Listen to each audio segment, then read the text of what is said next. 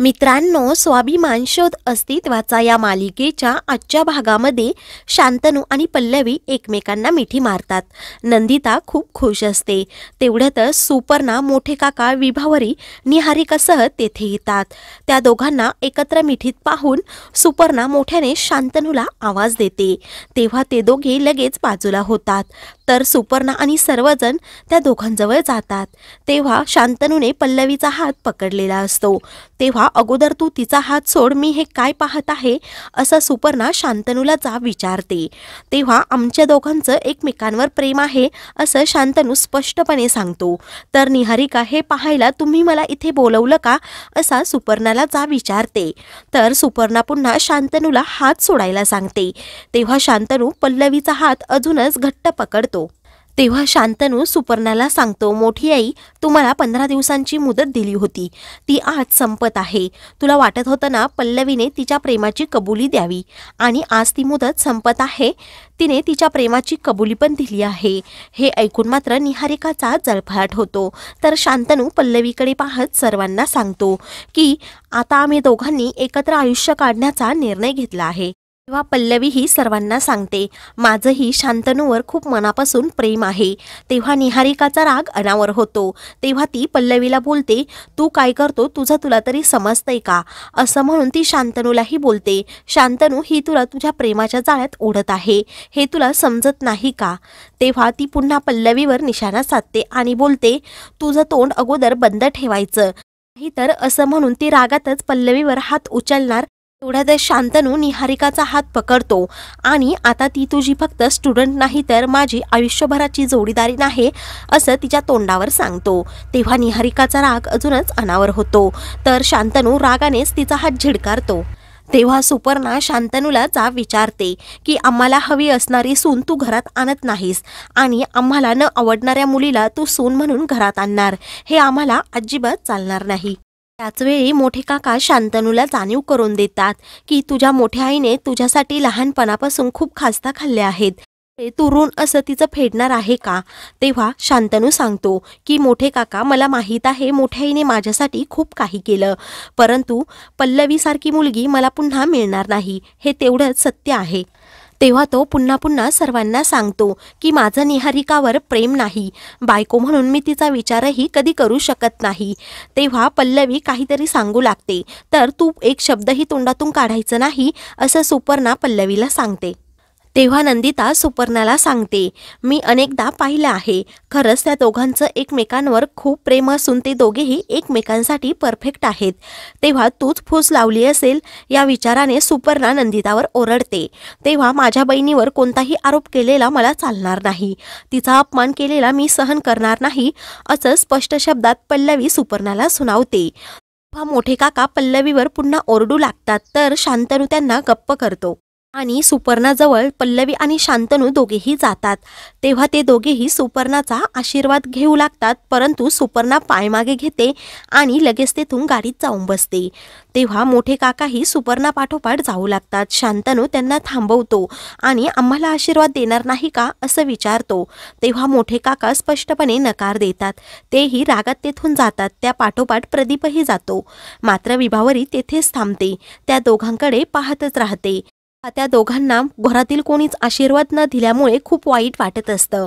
तर विभावरी शांतनू पल्लवीजवळ जाते आणि त्या दोघांनाही बोलते, पल्लवी, मला माहीत होतं की तुमच्या दोघांचं एकमेकांवर खूप प्रेम आहे, त्यामुळे माझे तुमच्या दोघांना खूप आशीर्वाद आहेत। तेव्हा पल्लवी आणि शांतनू विभावरीचा आशीर्वाद घेतात। तर विभावरी छान दोघांना एकत्र राहा असा आशीर्वाद देऊन लगेच तिथून जाते। तर पल्लवी शांतनूला बोलते की मला कल्पना होती की आपल्या दोघांचा प्रवास खूप कठीण आहे, परंतु आता तो जास्तच कठीण वाटत आहे असं शांतनूला सांगते। तर शांतनू पल्लवीकडे पाहतच राहतो। तर इकडे सर्वजण गाडीतून चाललेले असतात। सुपर्णा आणि मोठ्या काकांचा राग अनावर झालेला असतो।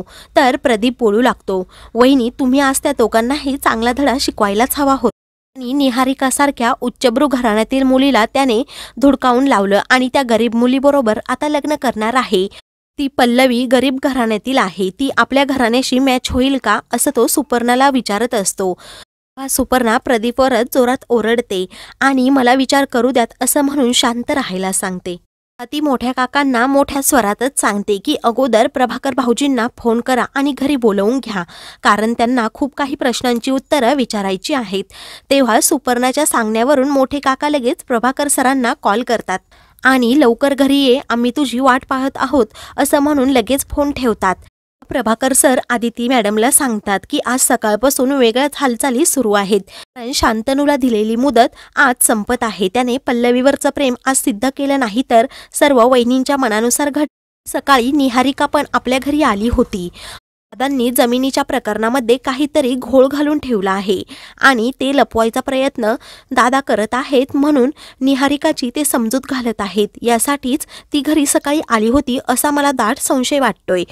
तेव्हा आदिती मॅडम चिडूनच प्रभाकर सरांना सांगतात, माझ्या मुलाच्या आयुष्याचा यांनी पोरखेळ मांडला आहे.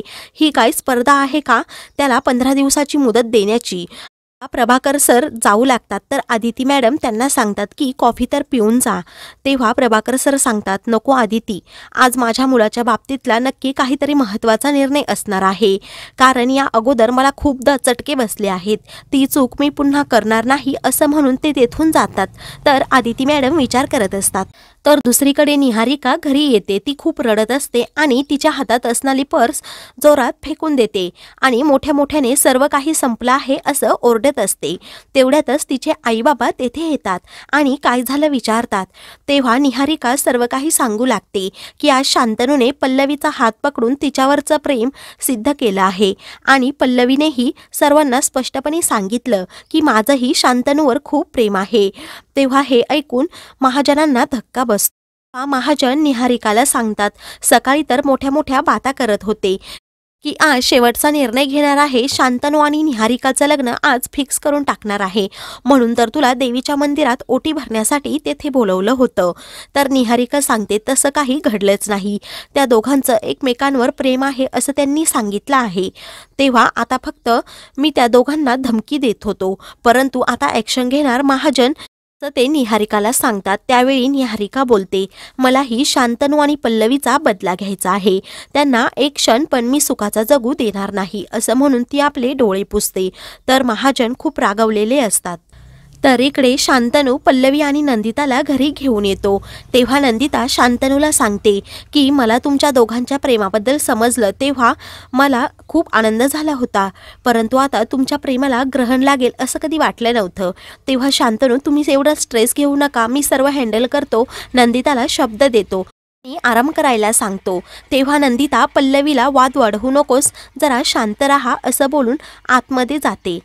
नंदिता तेथून गेल्यावर पल्लवी शांतनूला विचारते, मी खरंच तुम्हाला जाळ्यात अडकवलं आहे का? मी अशी मुलगी आहे का असं ती त्याला विचारत असते. तेव्हा शांतनू पल्लवीला जरा शांत करतो आणि सांगतो, तू तशी मुलगी नाही. मी त्यांना समजावून सांगतो, तू एवढं टेन्शन घेऊ नको. त्यांनी निहारिकाला त्यांची सून म्हणून ॲक्सेप्ट पण केलं होतं, परंतु आता माझं तुझ्यावर प्रेम आहे हे त्यांना बहुतेक पचलं नसेल. मला थोडा वेळ दे, मी त्यांचा गैरसमज नक्की दूर करेल. तेव्हा पल्लवी खरंच का असं विचारते. तेव्हा शांतनू तिला हो म्हणून शब्द देतो. त्यानंतर पल्लवी सांगते की नंदिता ताईची तब्येत खूप नाजूक आहे. डॉक्टरांनी सांगितलं आहे तिची खूप काळजी घ्यावी लागेल, म्हणून मी इथे काही दिवस राहू का? तेव्हा शांतनू सांगतो, नाही, आपण तिच्यासाठी एखादी केअरटेकर किंवा नर्स अपॉइंट करूयात, परंतु तू इथे राहायचं नाही. तेव्हा पल्लवी का असा प्रश्न करते. तर शांतनू सांगतो, कारण तो नीच गौरव इथे राहतो. तर पल्लवी शांतनूकडे पाहतच राहते. मित्रांनो, पुढील भागामध्ये पल्लवी गौरवला सांगते की माझ्या शांतनूंबद्दल एक शब्दही काढायचा नाही, मी हे सहन करणार नाही. त्यावेळी गौरव, तो तुझा कोण आहे असा प्रश्न करतो. तेव्हा आमच्या दोघांचं एकमेकांवर प्रेम आहे असं पल्लवी स्पष्टपणे सांगते. हे ऐकून गौरवला धक्का बसतो. तर मित्रांनो, अशाच मालिकेंचे पुढील भाग पाहण्यासाठी चॅनलला सबस्क्राईब करा.